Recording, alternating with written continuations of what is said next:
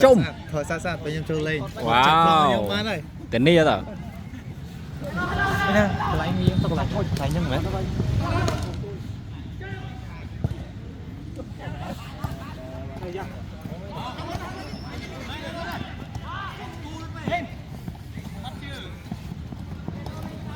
lên màn tăng này Lên man này. đôi màn phay thì không Ban khó vậy. Bà phải đi lại tua mà bạc cho tục vũ. Một tay đi thế vậy. cái là co bầm rong chập đam màu thiệt hại lịch đập tối bát tộc bạt tranh mùi Chỉ cần cạnh ai so đâu ai đúng không? Bảo đi xuống cái nơi đất ôn là này này là có một ví bạn cô chất semua bảo đi xuống cái là cô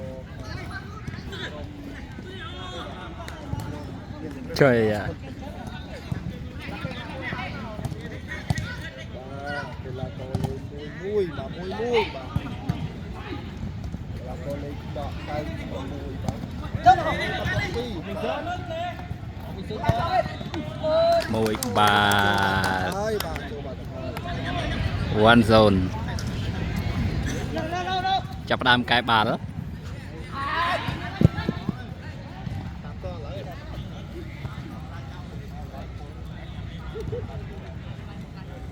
chỉ thấy mùi mà mai chẹp thế hả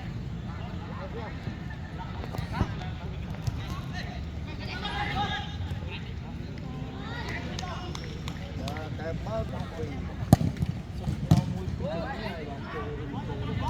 ba pulau trình được thành cái bắt đầu hơi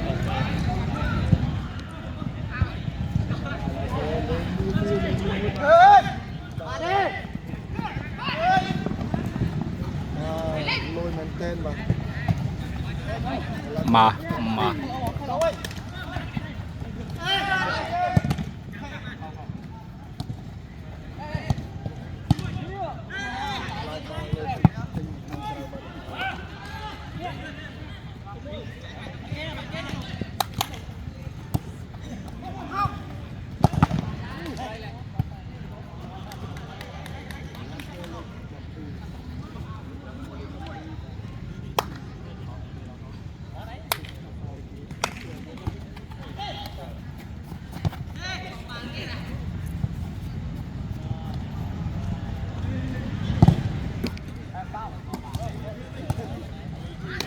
chơi